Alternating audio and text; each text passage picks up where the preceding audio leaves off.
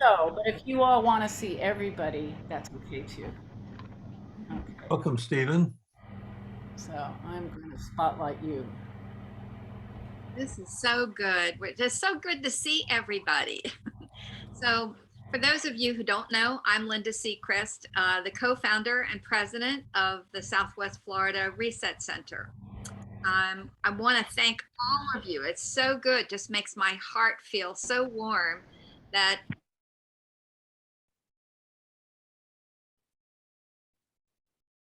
Whoop. Linda, you're muted.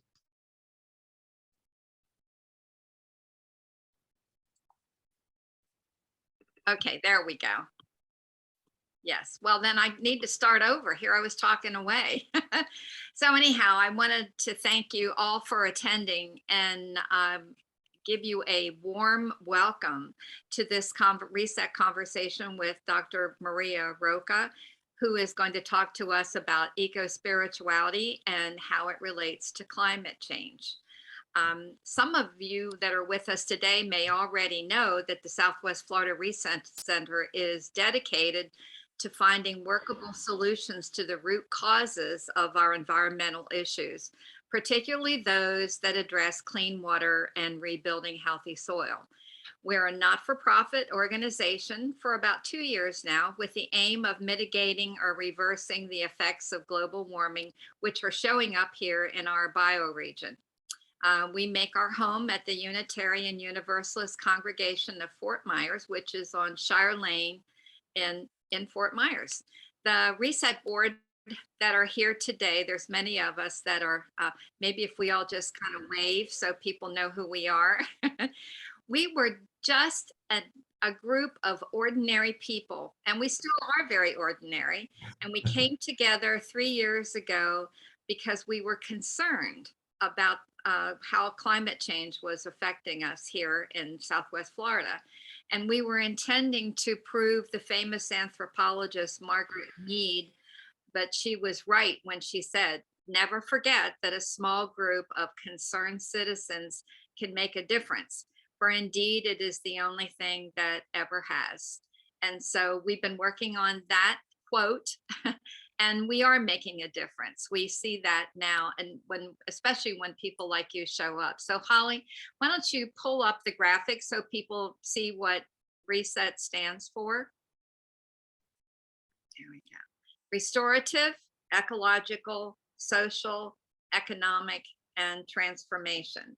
And that last word is transformation. That is transformation of people's ideas about climate change, but transformation starts within each one of us. So thank you, Holly, for posting that. So now I'm going to introduce our speaker today. Her name is Maria Roca, and many of you on here already know that she is one of Florida Gulf Coast University's founding faculty members. She's also a board member of Reset. She serves there as the chair for the Department of Integrated Studies and as an associate professor of Integrated Studies. She's also the director of the Roots of Compassion and Kindness Center and serves, as I said, on the board of directors for Southwest Florida. And she's also a Green Faith Fellow. So I'm going to ask for a little bit of housekeeping now for everybody. Please stay on mute. And if you have any questions that come up as Maria's talking, you can put them in the chat, and Holly and Gary will field those questions afterwards. But I believe that Maria plans on integrating us with her conversation so that it is a conversation. So go ahead, Maria. Excuse me, before we start, what is that bell that keeps ringing? That's people coming in. I think Oh. I meant to have it turned off. It was our doorbell. So sorry for that. Okay, all right. That's everybody that's arriving. Okay. So go take it over, Maria. Great. Thank you so much. I can't begin to tell you how honored I am that you're welcoming me here tonight to talk about one of my favorite topics, which is eco-spirituality. As you all know, this is called a reset conversation. And I do hope that after I talk for a bit that we will engage in some lively conversation for the remainder of our time together. So Linda already told you a lot about my background, and one of the things that was included there is that I was a founding faculty member here at Florida Gulf Coast University. And I came here 25 years ago in great part because of its sustainability mission. She also mentioned that I am a Green Faith Fellow. So back in 2008, I had the great honor of being a graduate of the first class of Green Faith Fellows. So I have been deeply devoted to eco-spirituality for most of my life. My eco-spiritual roots were planted in a mix of my Roman Catholic upbringing and in my childhood outdoors. Faith in the natural world have always been inseparable to me. From childhood, I felt a deep call to care for God's creation. And I believe we all have a call to honor and care for the health of Mother Earth in all that we do and in all that we are. I also believe that one of our greatest tools in doing the necessary work of eco-spirituality is storytelling. And we must tell these stories every day in many venues and to whoever will listen. If we take a minute to reflect, we'll realize that we are all shaped by stories. We need to better understand why specific stories have been so resonant for us. And we need to learn to craft eco-spiritual stories that resonate for others. If we don't, I fear for the future of life on Earth. This evening, as people who appreciate the power of a great story, who are concerned about the planet, I want to challenge you to journey with me to address the question of how we can create more compelling stories that will awaken people to make a deeper commitment to creation care. Father Gregory Boyle, in his inspiring book, Barking to the Choir, The Power of Radical Kinship, reminds us, and I'm going to speak a lot from a Christian perspective because that's my background, but I hope you'll all see the transferability of all these ideas. So Father Boyle reminds us that Jesus never said to his disciples, praise me. He said, follow me. And from a Christian perspective then, creation care requires us to follow Jesus, and this requires us to act, not just to talk about the environmental crisis and the damage being done to God's creation. I believe this same call holds true in all faiths and in all ethical perspectives. As a lifelong Roman Catholic, as I mentioned, I'm going to speak primarily from the Christian eco-spiritual perspective. But I hope that all of you will see this transferability of these ideas to other spiritual, ethical, and moral perspectives. And of course, one of the main techniques Jesus used to teach people how to follow him was through parables. And as we know, these are stories with a moral and with a call to action.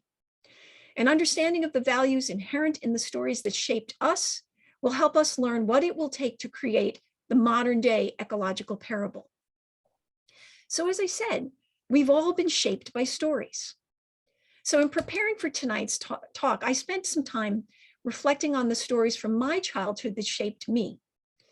Some of these are my family stories, and some are the stories from my Roman Catholic faith. I was particularly interested in identifying where the roots of my own deep creation care were born. What I discovered was that there was a great deal of overlap in the themes from both arenas. For example, both of my parents experienced great hardship growing up. My father, truly the most extraordinary human being I've ever met, was placed in an orphanage at a very early age because his mother died of tuberculosis when he was just 2. So my family actually carries the legacy of an earlier pandemic. My mother was from Italy, and her town was leveled by bombs during World War II.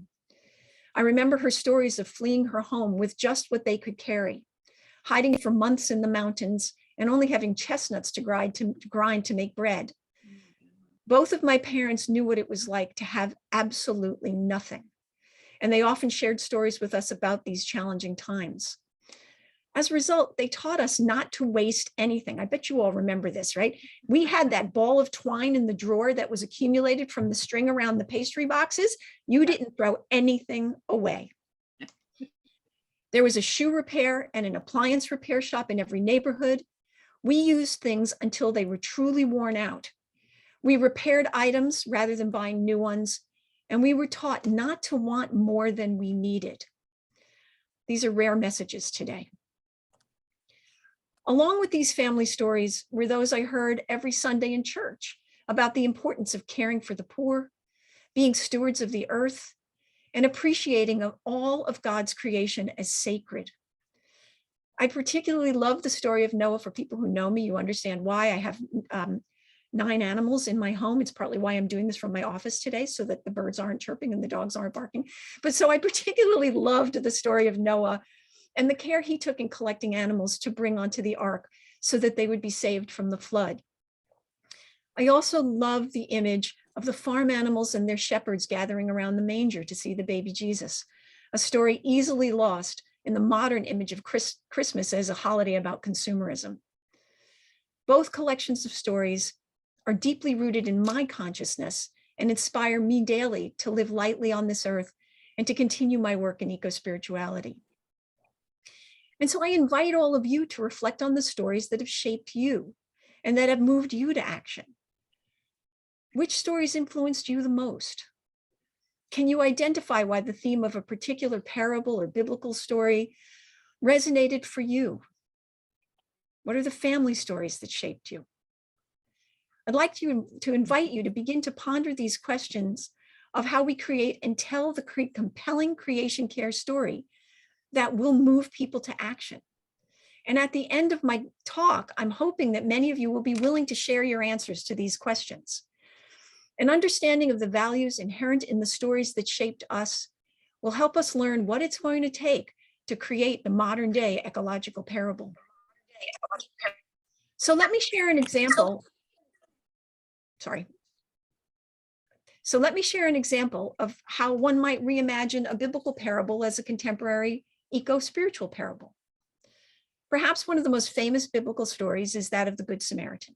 So let me share that with you. In Luke chapter 10, Jesus tells this story. Jesus said, "A man was going down from Jerusalem to Jericho when he was attacked by robbers. They stripped him of his clothes, beat him, and went away, leaving him half dead. A priest happened to be walking down the same road, and when he saw the man, he passed by on the other side. So too, a Levite, when he came to the place and saw him, passed by on the other side. But a Samaritan, as he traveled, came where the man was, and when he saw him, he took pity on him. He went to him and bandaged his wounds, pouring on oil and wine. Then he put the man on his own donkey, brought him to an inn, and took care of him. The next day, he took out 2 denarii and gave them to the innkeeper. 'Look after him,' he said, 'and when I return, I will reimburse you for any extra expense you may have.' Which of these 3 do you think was a neighbor to the man who fell into the hands of robbers?" The expert in the law replied, "The one who had mercy on him." Jesus told him, "Go and do likewise." I share this parable because I believe we can use it as a metaphor for how we're treating our planet, our home. The man who was attacked can be seen as the earth. The robbers are humans who are beating the earth and leaving it half dead. And most people, sadly, are like the priest and the Levite, who just walk by, ignoring the suffering of the earth. But then there's the Samaritan, the one who sees need, feels pity, and acts. We need to be the Good Samaritan for care of the earth today. We need to be the ones who have mercy for God's creation. But this isn't easy to do. In fact, the question of whether or not people of faith are likely to act when seeing someone in need was tested at the Princeton Seminary. Researchers John Darley and Don Batson asked seminary students to prepare and deliver a sermon on the parable of the Good Samaritan. They presented each seminarian with one of three situations as they were about to leave to walk to the site where they were going to speak. So the first group was told, "You're late. They were expecting you a few minutes ago. You better hurry.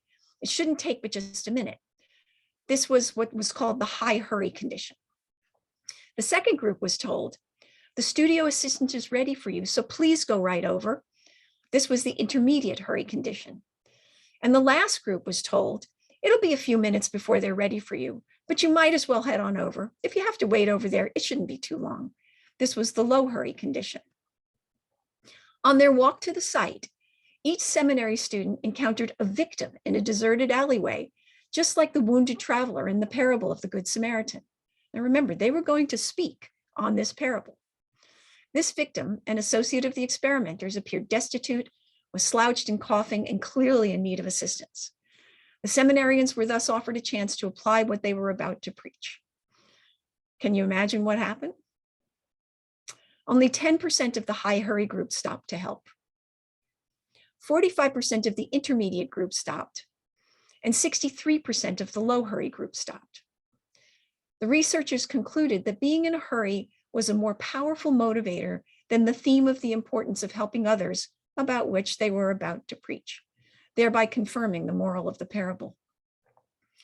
I share this study with you because I believe the researchers' conclusions are relevant in a conversation about why so few people are actively engaged in addressing the climate change crisis.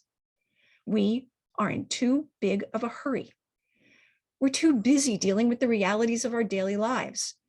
As the researchers noted, the perception of time pressure or having limited time resulted in behaviors incongruent to their education and career, the devotion to help others.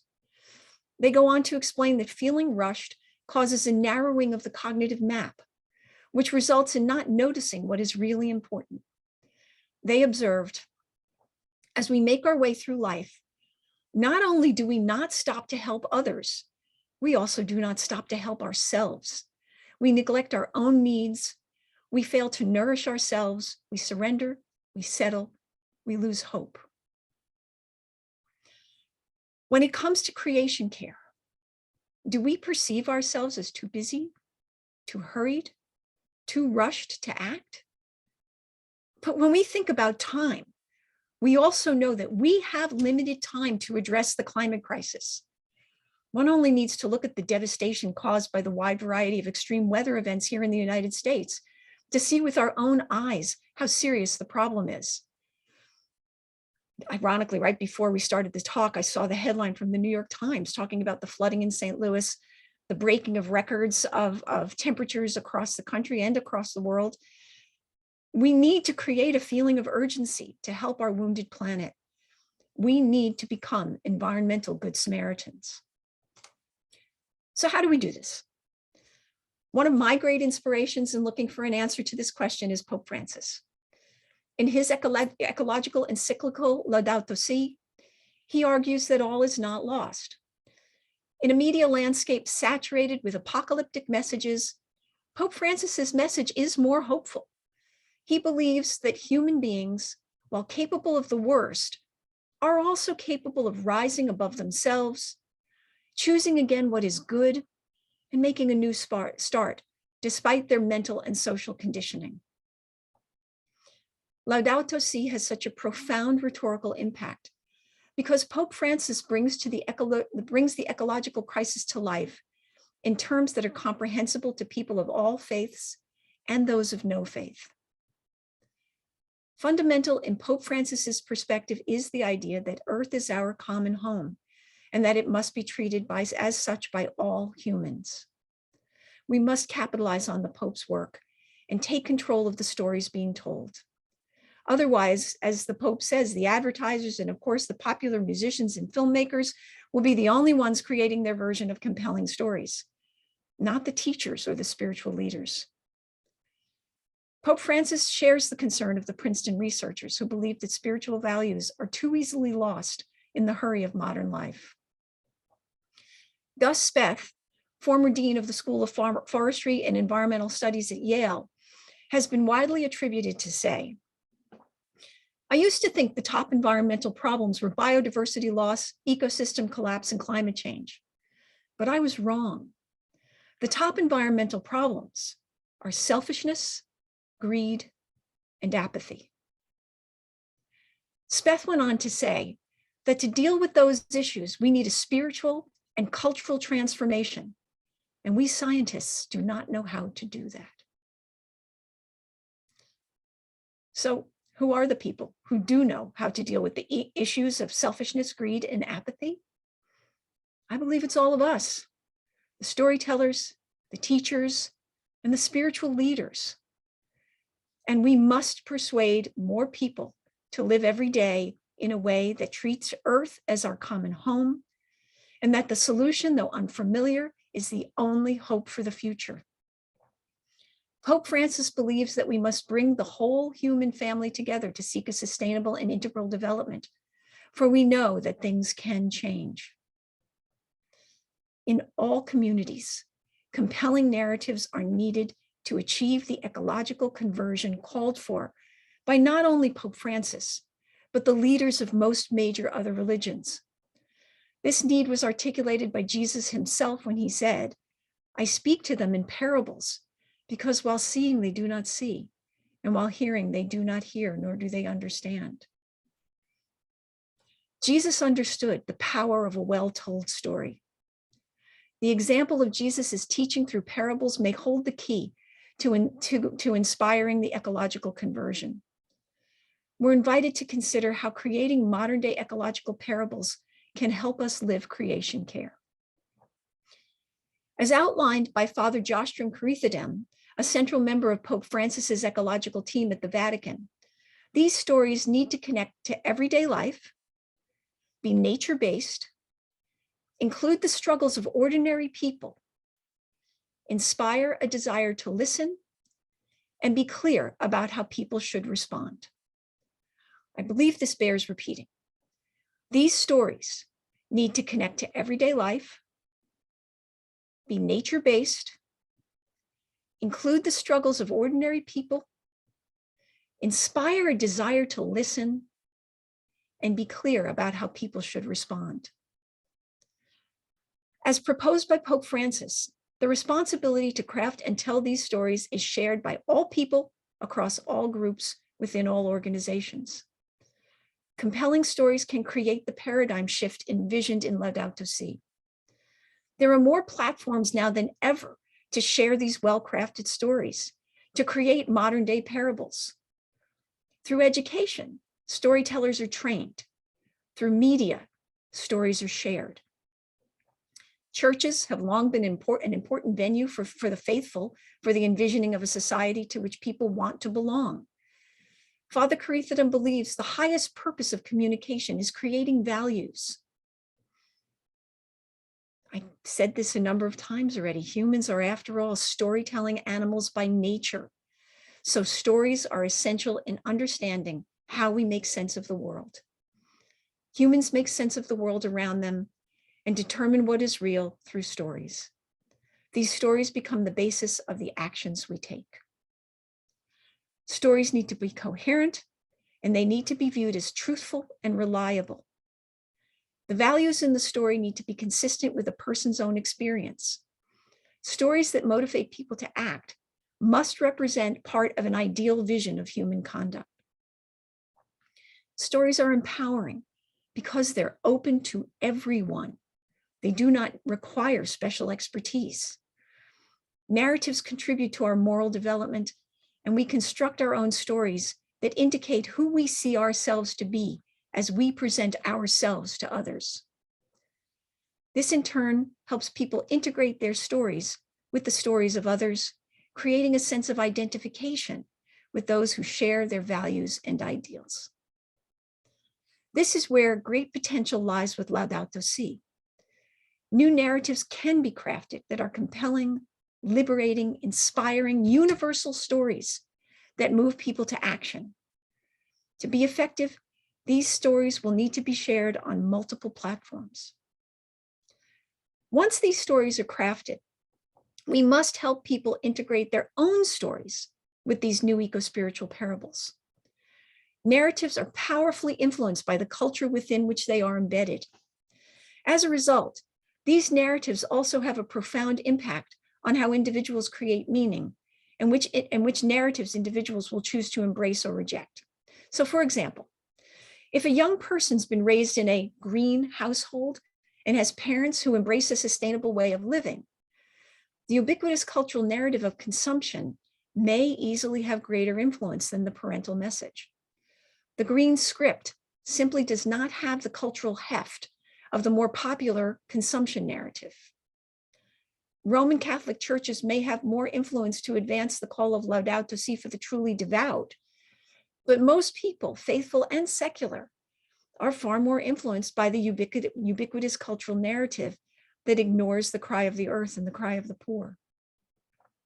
Unfortunately, the current narratives about consumption and sustainability tend to be dualistic in nature, a pleasure versus pain narrative whose cultural weight still tends to fall on the side of consumption as pleasure and sustainability as sacrifice.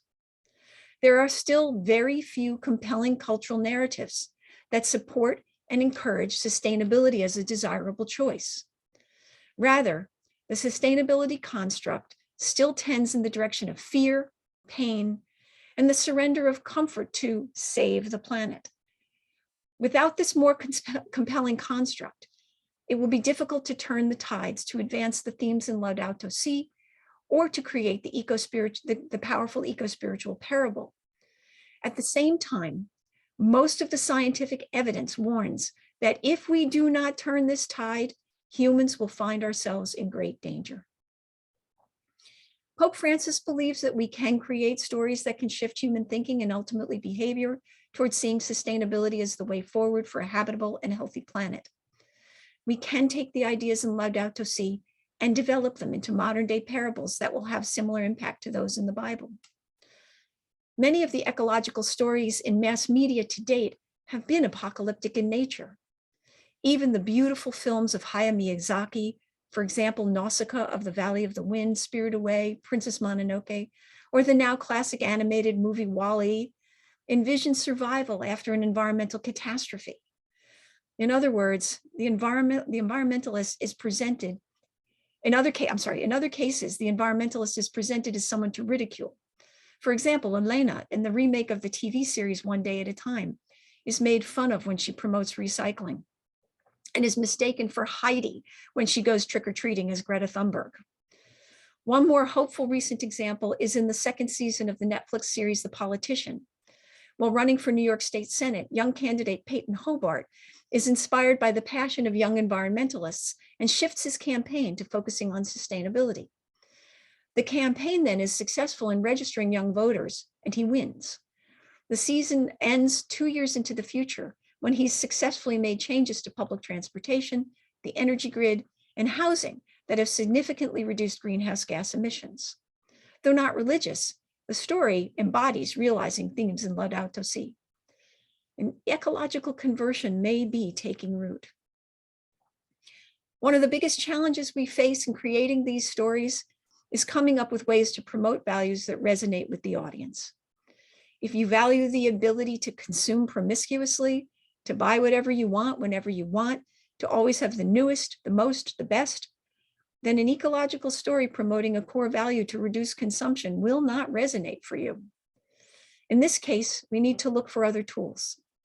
Father Josh Carithodum's wonderful book, The 10 Green Commandments, may be of some help. He talks about a third green commandment where he says, embrace an ecological spirituality. He believes this may help us tell a different story that focuses on what we value in our faith.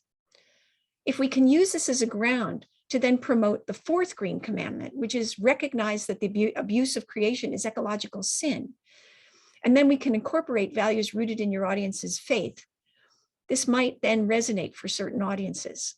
You can then keep going and progress to stories that promote reduced consumption. Mass media has the potential to embrace and promote the core themes of Laudato Si in movies, television, and on other mass communication platforms to create stories that educate and inspire people to action. These stories can be shared in schools, in churches, and in homes. They can help people hear the cry of the earth and the cry of the poor, and they can inspire actions just as parables have done for thousands of years. Like my earlier efforts to reimagine the parable of the Good Samaritan, let us consider what other compelling parables or cultural stories we can revision into stories that promote creation care. Let us all heed the call to action and become Earth's modern day Good Samaritans. And so now I want to turn this over to all of you, to invite all of you into the conversation to answer some of the questions I posed earlier. That is, which stories in your life have influenced you the most? Why do they still influence you today?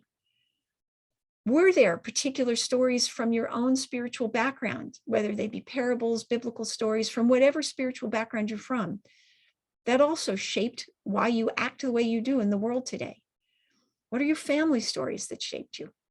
And how can we take all of this and turn them into compelling creation care stories that will move people to action?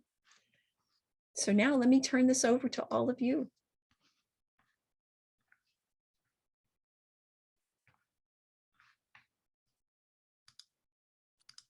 Thank you, Maria. Gosh, that's like hanging on your every word. And I wrote those things down that you repeated. Um, the story that I relate to most is the Good Samaritan. That's the one that you've used. And I would guess that all of us on the reset board would probably most relate to that one also. It's very easy to see Earth as the victim. And it's very easy for most of us to see many in Southwest Florida just brushing off by the side of the road, thinking that there's always tomorrow. Things will get better. Somebody else will do it. I don't have to. Fareed Zakaria, I think it was just this weekend on his Sunday morning show, talked about exactly this, what you're saying, Linda. And that, we talk about these goals that are 10 years in the future, 15 years in the future. And he said, we have to stop doing that. The problems are now. They're right here. They're right now. And he talked about the story of the boiling frog. I think a lot of us have heard that story. We know that idea of, the frog being put into the cool pot of water and then raising it 1 degree, 1 degree, 1 degree, 1 degree, until the point the frog is no longer capable of jumping out. And then he's dinner. Right. And that, if we aren't starting to realize that we're really close to the place where we can't jump out anymore. And I want to believe that we can do this, but we've got to retell the story. I really, that Gus Speth piece really moves me, where he says it's about greed. It's about, that the scientists know, they tell us every day, and we're not listening. We're just not listening. Go ahead, Holly. Sure, a couple of things. One is that I got a few messages that some of you are having trouble turning your video back on, so I'm trying to help you with that. But Maria, while you were talking, it was so eloquent, and you were talking about hurry and rushing. And immediately one of my very favorite stories of all time came up for me, and that's from Aesop's fables, The Hare and the Tortoise, because it makes me think of the Reset Center and all of our climate change work too. We feel this sense of urgency, but if we run too fast, we're not going to stop to pick up the little pieces that we need to pick up along the way. And so I think that's a really good allegory too, not only for us in our little group that are going, God, we've been together almost 3 years now and we're not already a big organization. Well, we need to take one step at a time, just put one in front of the other. And that's why I love that parable for climate change work, that it's kind of like that old Donovan song for all you baby boomers, The Season of the Witch, where he says, you've got to pick up every stitch. You've got to pick up every stitch. And I feel like that's what we're doing, maybe starting in our own households, our community gardens. And yes, we need to move fast, but we also need to move mindfully. And to me, the tortoise represents mindful movement. So that's my little 2 cents. And I'm going to oh, good, Fred. I just see your face now. If anybody else is having trouble turning your camera on, let me know. And what a great conversation. Thank you. Does somebody else have another story? Another parable that has touched you? I do. Yes, And Mary Tracy has her hand up too. Barbara, go ahead. Okay, thank you. Excuse me, I have vocal cord dysfunction. We've had wildfires where I am at. So I'll try to project. I live in Alaska. So I was born and raised on the East Coast in the Boston area, Cape Cod, and came to Alaska when I was in my mid-20s. And I'm a counselor. I've just newly retired, or 3/4 of the way retired. And to do this very work that you're talking about today, because I think somebody said we have to end. Yes, we have to end. I was tired of seeing myself just talking. I also listened to the stories of a lot of young people in therapy, and I saw a lot of potential, a lot of love, a lot of despair, because we are not acting toward a meaningful existence. We are so disrespectful of our life as a community. So I thought, well, I'm 75. The next 10 years, if I have 10 years, I'm going to spend it trying to create in my own area an awareness. And why do I think this way? Because I was very lucky as a young counselor to end up working with Native elders. And from village to village, they put Western counseling with surrounded by Native traditional healing practice. So I was a token Western counselor, and I had these elders around me. I learned from them. And one thing I learned is every meeting, no matter what it was, we thanked the earth we were standing on for upholding us. We thanked the river for being full of fish in this season. There was just an environmental awareness. We thank the great creator for providing us with all this nourishment. It wasn't like a religious thing. It was just like, if you're going to gather together as people, you have to know where you are. And so I think no matter where you are located on this planet, you can do the same. The other thing was this awareness of the ancestors.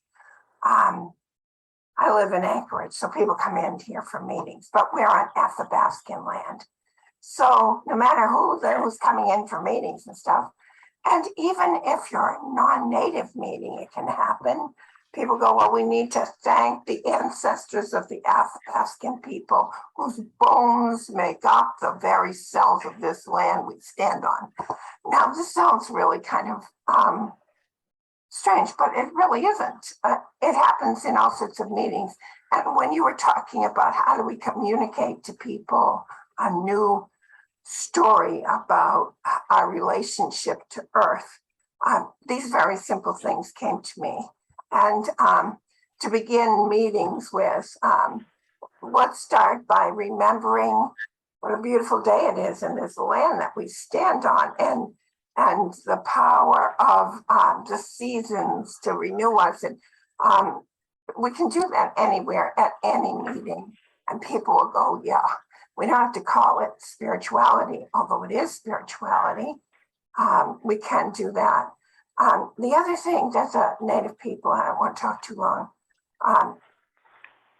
because I worked with elders, I had this one elder that always got called out by Washington, D.C. to speak at a meeting on traditional healing practices. And so he would stay at my house when he came to Anchorage. And he finally asked me, he was trying to communicate to non-Native people the idea of how human beings are part of the earth, not people who just are separate and living on this planet.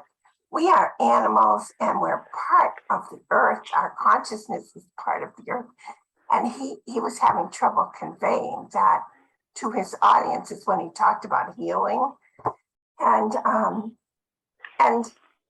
And he kept on asking me this question: what happened to Western people that they forgot this? And so I have thought that question all along, ever since Maynard Eakin posed it to me some 25, 30 years ago. And he would do it over and over again. So he said, what have my people lost? And why did they lose it? And what do we need to do to reclaim it? Because we're people of the earth and we already have it. It's just somehow forgotten. So I'll leave that question with you. So, what Barbara, needs to be remembered. it's so interesting. I'm struck by what you just were saying, because a number of years ago, I taught a class called Earth and Spirit with a colleague of mine who is a potter, so the earth is everything to her. It's her world. Yeah, And so we would start the class asking our students, are you on the earth or of the earth? mhm, And it was such a fascinating conversation. And then we would have them write an essay about it. And what was so stunning was how many of them said, I hate nature. Mary's nodding. I see my friend Mary Walsh nodding over there because she teaches colloquium at the university. And I know that, these are things that we hear from our students. They say, oh, it's hot, it's sweaty, I get dirty. They do not see the outside world as what they are part of. They've yes, got this interior view, and it's worse now because now they're also in the 2 dimensions of the screen so much of the time. yes. So they aren't even moving around their homes. They're just like plunked in front of a TV or, of a computer screen. And I think this is a dangerous moment, but at the same time, you began by talking about what you're hearing from young people. As a professor, I hear this all the time, that our students feel disconnected, they're despairing, they're depressed. Maybe it's because they're not connected to each other or to the natural world. If that's part of what we need to rebuild, is that connection. Mary Tracy Sigmund, you have your hand up for quite some time. Would you like to unmute yourself and speak, please? Yes, and I'm sorry, I'm a little dim. I had my eyes dilated this morning, so I'm keeping the lights down low. But I really do. I love Barbara's Native American, the indigenous stories. I think they are wonderful to include in this type of a project. I just wanted to share a parable from the Buddhist tradition. It's not specifically about the earth, but I think we could be adapted to that. It's from the Lotus Sutra. It's called the Parable of the Burning House. And the burning house is our world. And the father who owns the house, and that would be the Buddha, but he could be any great spiritual being, sees that his children are trapped in the house and they're just totally deluded. They're having so much fun with all of their games and their pastimes, and they're just having a ball. And they don't realize that this house is on fire. Our earth is on fire. It's burning up. And he wonders how he can persuade them to come out. He knows he could carry them out, but he would like them to come out on their own accord. He wants them to do this for themselves. So he must sort of create a device, almost like a trick almost, to get them to want to come out.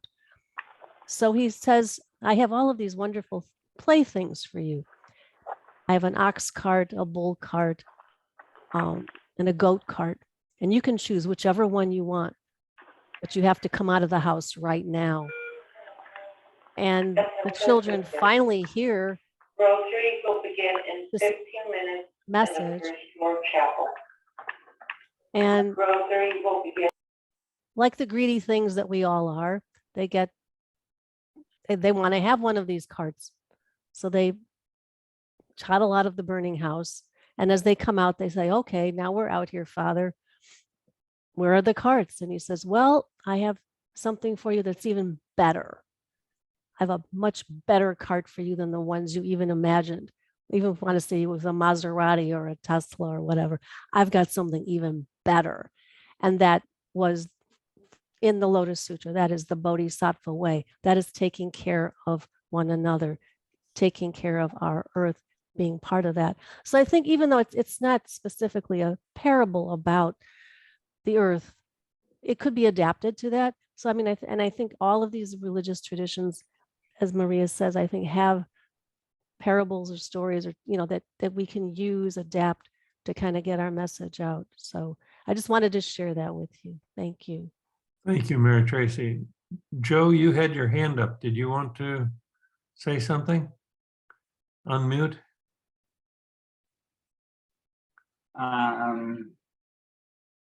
when Maria was talking about students, it reminded me of a study hall class that I had years ago. Study halls oftentimes are a royal pain on teachers' butt because they're not your students. You don't have a grade to hang over their head. They don't want to be there. And this particular collection of students was a real ornery bunch, to be quite honest. And they didn't make things pleasant. I came upon a solution. I would simply take them outside to sit on the bleachers. And all of a sudden, they became very civil, very pleasant. Just being outdoors had such a positive impact upon them. They may indeed say they don't like being outside, but I can't recall ever taking a class of students outside who didn't prefer that instead of being inside in the classroom. I think it's just a little story that says something about how we have an innate inclination to be intimate with nature, biophilia. The other real quick thing is that Maria, what I find to be one of the most powerful books in the Bible is the book of Job. It's a very, very modern book because it asks a lot of very difficult questions like, where the hell is the justice in this world? Job is really a very admirable character. I mean, he says, God, let's have a trial. You know, you defend your case, I'll defend my case, and then fine, God puts him in his place. But the point I'm trying to make is he doesn't get it until God speaks to him out of a whirlwind, until he has a firsthand of experience of the divine directly with nature. Everything else he'd ever been taught, including the Bible, the scripture, didn't come close to a first-person experience of the divine, which he gets in nature. And I'm hoping that happens with us regarding our climate efforts. There's a gigantic awakening and revelation. Thank you. Funny, Joe, you say that. One of the stories I didn't tell was what I always say is where my true love of the natural world was born, was when I started riding horses at 11 years old and had that first connection with a horse where we breathed. You know, people who are horse people know this, where you breathe into their nose and they breathe back and you develop that connection with them. And I remember at 11 just being stopped dead in my tracks and thought, we're one. And, you know, if everybody could have a moment like that, it would change everything. It would just change everything. Right. Fred's got his hand up. Yes, he does. Fred. That was just wonderful, Maria. Well, our friend Paul Hawken has written a book on regeneration, and it's not really a parable, but it's a frame that allows for us to kind of check ourselves. And it's about, giving to life, nurturing life, or taking or destroying life. And it's just the more I sort of reflect on that, it's just it's almost like a sharp knife. You know, I mean, you can think of it in kind of global terms, and you can think of it in very personal, immediate terms. And is what I'm doing now contributing to life? Is it nurturing life, or is it taking? And the consumption, if you're conscious about it, it's you think about the natural resources and the poor wages of people that made it. There are all kinds of ways in which it takes life.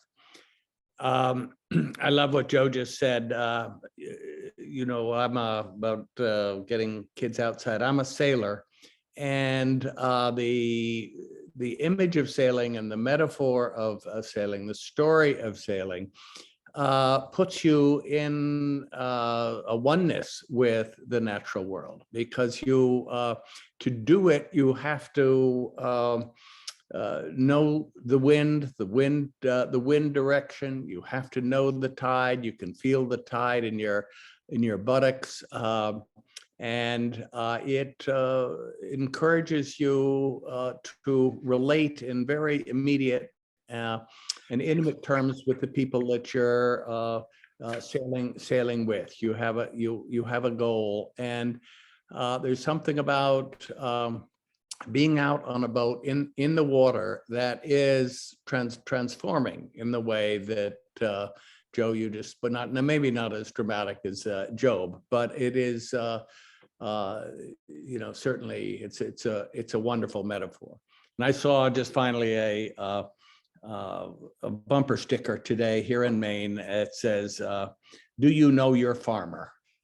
And that if we know our farmer, we appreciate the source of food, the creation of a local sustainable food system, and we're connected to the earth. So sort of the two areas of sort of farming and sailing are ways of creating stories that lead to the goal that we're seeking to achieve.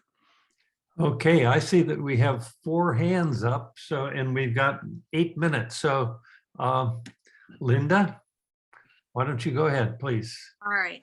I just wanted to call attention because a lot of people don't read the chat when you're engrossed in the conversation. And Honorine has a lovely comment. It says, "There are so many stories that came on my mind as I was listening. However, I am reflecting more about the story of David and Goliath. In this ecology justice journey, there are so many obstacles and so many avenues of feeling powerless in the face of a big threat such as climate change and global warming. But our respective stones of any size are what it takes to stop the harm. I am feeling challenged and inspired." And then I want to call attention to Donna Roberts, who is with us today, who has a film, and she has put it in the chat. And she says, "All indigenous traditions hold nature as sacred. My work with elder women leaders of the Afro-Brazilian, I can't get the word out, tradition have taught me so much. Perhaps my film about this wisdom tradition can inspire." So her, the link to her film is in the chat. And that was my, those were my comments. I just wanted so other people didn't get missed. Thank you for calling attention to those things. And thank you folks for putting those things in the chat. Ann Smith, please take it away. Well, everything has been wonderful. I grew up, that I've heard so far, and I just say ditto, ditto, ditto. I grew up on a farm. My horse was my babysitter. My horse taught me everything, totally protected me, threw me off when she wanted to go back to the barn, but never where I'd be hurt. I've been a sailor, so I understand the whole thing about who's in charge. Because when you sail, you know only God is in charge. You are fine-tuning the sails. You are sailing with all of the elements. And then the last thing I wanted to say quickly is I believe there's a tipping point. And I'm part of the Million Circle, the 100th monkey. We don't need 100% of the people on this planet to believe in climate change, but we can give them stories that they're attracted to, that they love, and that they will. And I do believe there is so many resources, so many people out there who are working on making a difference. So I think the tipping point is here on consciousness. It just doesn't make the news. Thank you, Ann. And thank you for everything that you have ever been and done. So many wonderful things. Mary Walsh. Unmute yourself, please. Does she need help? Hi, everyone. Thank you so much, Maria. This was great. 2 things I just wanted to mention briefly is Bill McKibben refers to David and Goliath when he talks about do the math when 350.org. And he was speaking at a church and he says, well, I like that story because I know how it turns out. And I think a lot of us connect with redemption stories, knowing that humans are fallible, and that idea of coming together and beating the odds is really exciting and appealing, and can even connect to the American mythos of kind of the love of the underdog, the wanting to try to do the impossible. And that was something that really resonated with me a great deal in the conversation. And then the second thing I just wanted to bring up briefly is when Maria was talking about not just words, but actions. And I was thinking about the Pope is, I think he's still in Canada right now, apologizing to Indigenous First Nation peoples about the church's role in some of the schools that were very harmful and pull the children away from their culture. And, you know, to see the Pope humble himself and apologize for actions that were in the past, I think can be an inspiration to people as well, and thinking about not just about arguing about versions of history, but wanting redemption for any injustice, and being part of that, I think, is really inspiring. Thank you very much, Mary. And Gary, can I just take a quick minute and respond to John? please do, Maria. Yes, please. Says whose comment in the chat is that the counter narrative from self-identified religious believers often includes references to God's will, end time, and second coming, which will not elicit constructive action. And then there's the passage, be fruitful and multiply and fill the earth and subdue it. How do we respond to these? The first thing I say to my students all the time is, yep, he told us be fruitful and multiply. We did that, success. Now we need to follow a different message, right? That one we got. I suspect if he came back down now, he'd say, okay, stop. Okay, that's enough. You did well. All right. And I think, you know, some of those other messages come from some very specific sects of Christianity, certainly not what I come from. You know, I mean, we were always taught that God helps those who help themselves.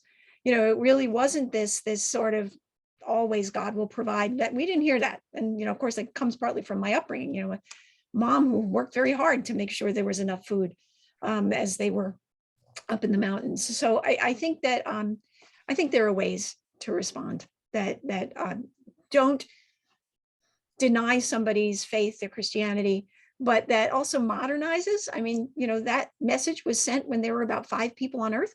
And now that we've got well over 7 billion, it's time to rethink that one. So. I'm hopeful that the, oh, I see we have another hand. Anne, did you have something else, Anne, or was that? She forgot to take her hand down, I Oh, think. okay. I'm hopeful that the Webb telescope, by helping us look really, really, really far out, will help us look really, really, really deep as well. There was a book in the first Whole Earth catalog that showed that visually, showing 10 times each time moving away from a man who had a fly on his shoulder, and then 10 times closer into the fly. And they were the same picture. So we have a lot to learn from what the Webb is going to be teaching us over time. And for me personally, I have a story from, and I know we're very close to time, I'll do it as quickly as I can. From when my son was 10 years old, he won a BMX bicycle race because the young boy who was in first was playing to the crowd and didn't see my son coming up on his right-hand side. And my son won the race by about a wheel. And we took a lesson from that.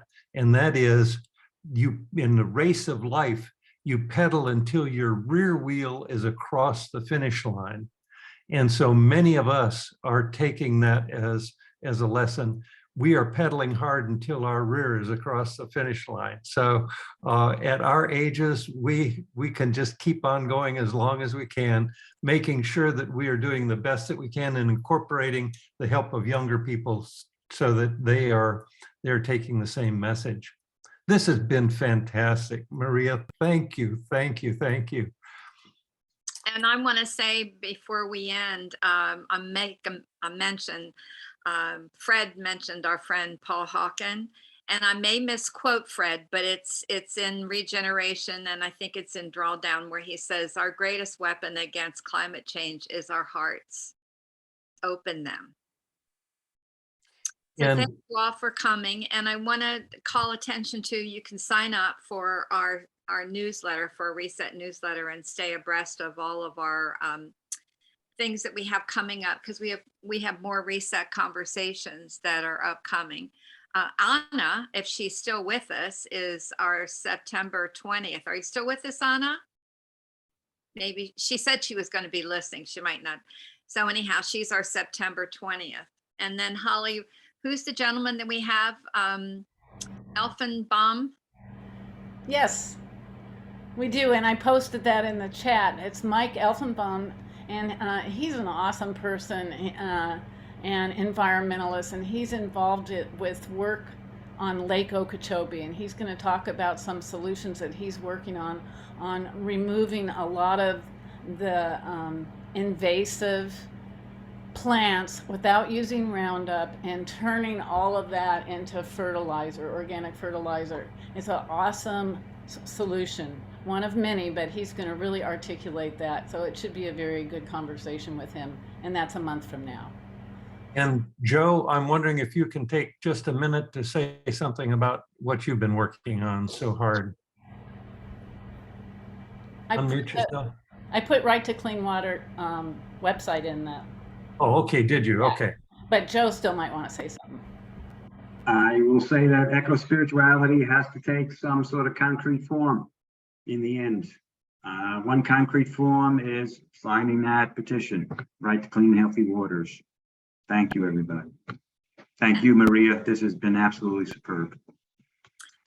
I'd like Very to inspiring. I'd like to give Casey just a moment. You're going to Egypt in, when is it, November or October for COP28? Yeah, November. And this year it's in Egypt, in Sharm el-Sheikh on the Sinai Peninsula.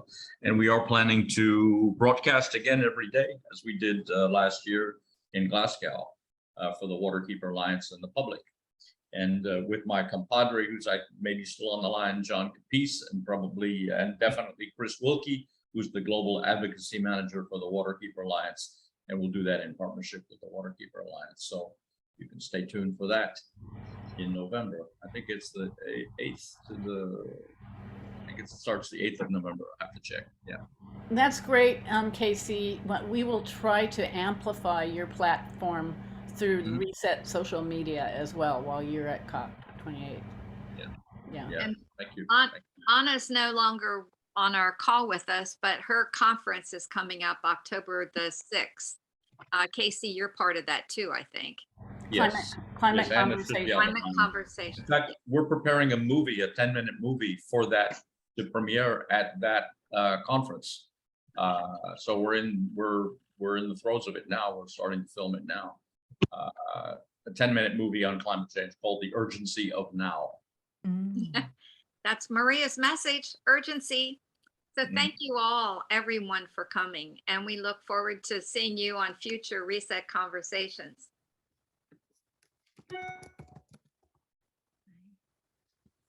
Bye, everybody. Thank you.